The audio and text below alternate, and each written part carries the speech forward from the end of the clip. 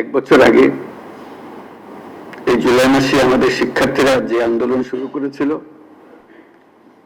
তা এক অভূতপূর্ব গণ অভ্যুত্থান রচনা করে আমাদের মুক্তির স্বাদ দিয়েছিল।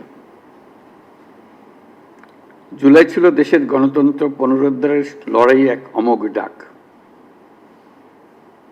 এক জনতার জাগরণ।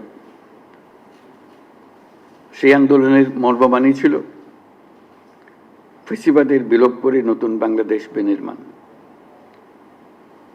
রাষ্ট্রকে জনগণের হাতে ফিরিয়ে দেওয়া। আজকে আমরা সেই জুলাই গণ অভ্যুত্থানকে স্মরণ করার অনুষ্ঠানমালা নিয়েছি। সেটা শুধু ভাবাবেগের বিষয় নয়, ক্ষোভ প্রকাশের বিষয় নয়। আমরা 16 বছর পরে বিরাট বিদ্রোহ ঘোষণা করেছিলাম যে অভ্যুত্থানের মাধ্যমে, এবং যে কারণে অভ্যুত্থান হয়েছিল তাৎক্ষণিক যেটা টার্গেট ছিল সেটা আমরা অর্জন করেছি। কিন্তু তার পেছনেও ছিল একটা বিরাট স্বপ্ন, নতুনভাবে রাষ্ট্র ব্যবস্থা বিনির্মাণ, নতুন বাংলাদেশ বিনির্মাণ। আমরা প্রতি বছর এই সময়কালটা উদযাপন করব, যাতে পরবর্তীতে 16 বছর আমাদের অপেক্ষা করতে না হয় আবার এই অভ্যুত্থান করার জন্য। আমরা প্রতি বছর এটা করব, যাতে কোনো স্বৈরাচারের কোনো চিহ্ন দেখা গেলে সেটা তাৎক্ষণিকভাবে আমরা বিনাশ করতে পারি। সেটার জন্য এটা অত্যন্ত গুরুত্বপূর্ণ।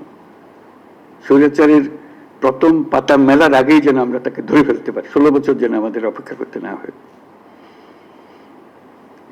আজকের এই অনুষ্ঠানে উপস্থিত থেকে আমি গভীর শ্রদ্ধার সঙ্গে স্মরণ করছি সেই সব তরুণ তরুণী, নারী পুরুষ, শিশু, বৃদ্ধ, কৃষক, শ্রমিক, শিক্ষক, রিক্সাওয়ালা, যারা রাস্তায় নেমে গণতন্ত্রের পতাকা উঁচিয়ে ধরেছিলেন, সাহস, ত্যাগ আর দৃঢ়তার প্রতীক হয়ে উঠেছিলেন।